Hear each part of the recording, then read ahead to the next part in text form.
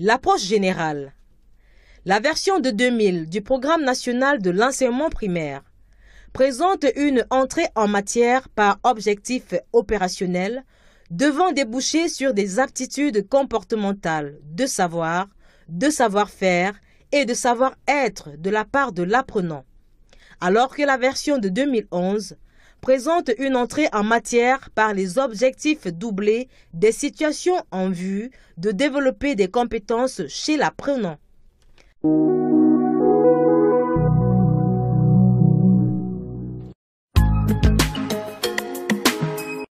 Les principales innovations du programme de 2011. Une intention accrue de développer des compétences. L'intégration de situations en vue de développer les compétences. L'ajout d'un profil de sortie qui précise les finalités éducatives par degré, bloc de 2 années scolaires. L'ajout de précisions à propos de l'évaluation, méthodologie d'évaluation, temps, durée, moment, type. Une structure globale légèrement différente. Un regroupement des branches en domaines. Note. Dans la version 2011, ni les situations ni les compétences ne sont prescrites. Ce que le programme dit. Les situations proposées dans le programme ne constituent pas une fin par elles-mêmes, mais plutôt des moyens pour permettre aux apprenants de développer des compétences. Le programme ne décrit pas des compétences, mais propose, sur base de l'ancien programme, des ingrédients indispensables au développement de ces compétences, des situations.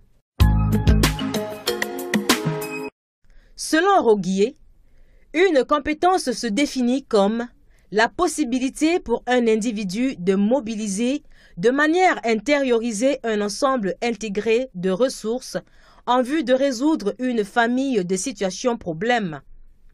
Elle intègre ainsi à la fois les contenus, les activités à exercer et les situations dans lesquelles s'exercent les activités.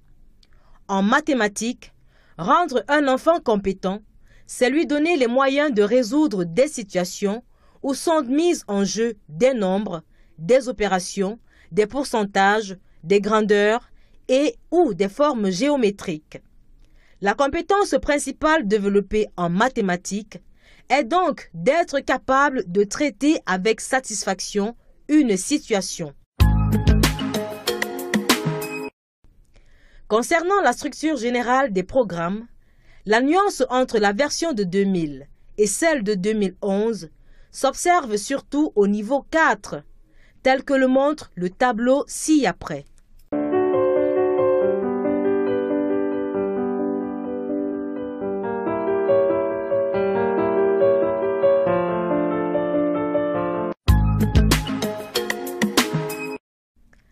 Venons-en maintenant au regroupement des disciplines.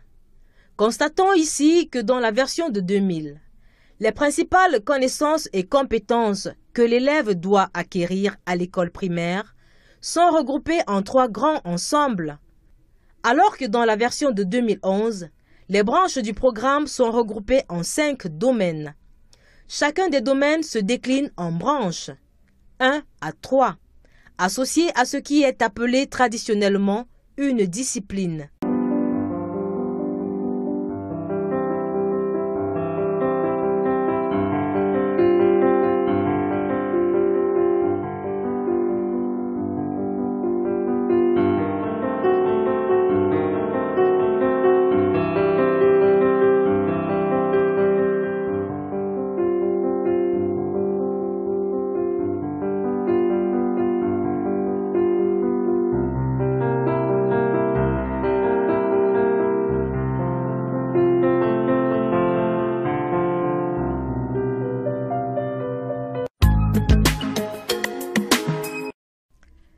Les directives méthodologiques ont-elles aussi subi des modifications?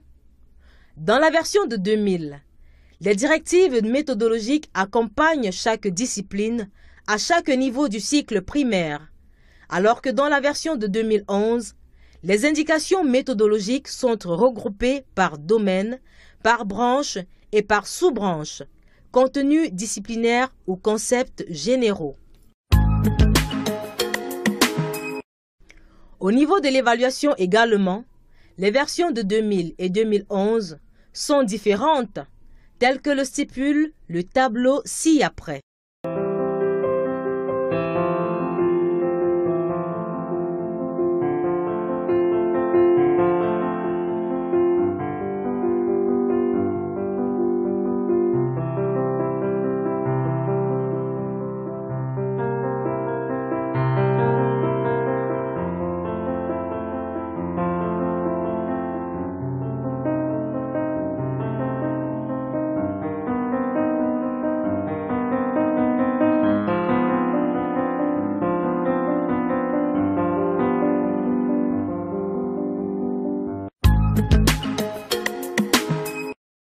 Le contenu du programme de mathématiques a également subi quelques modifications au niveau des objectifs.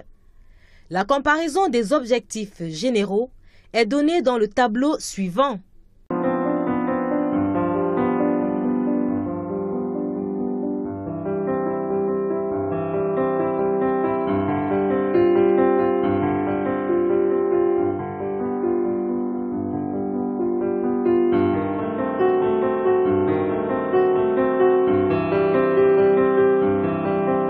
Pour ce qui est de la comparaison des objectifs intermédiaires et des objectifs spécifiques, nous présentons ici à titre indicatif les objectifs intermédiaires et spécifiques des deux niveaux du degré élémentaire.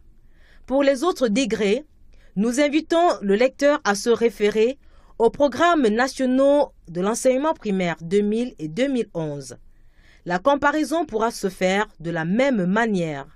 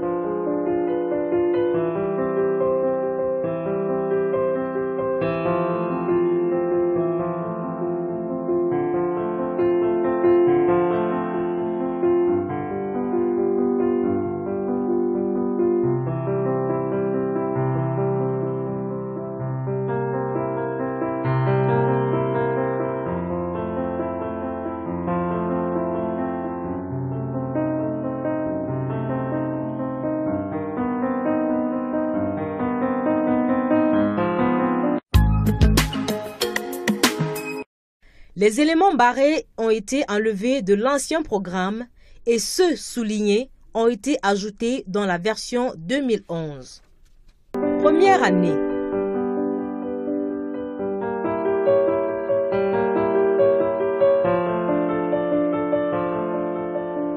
Deuxième année.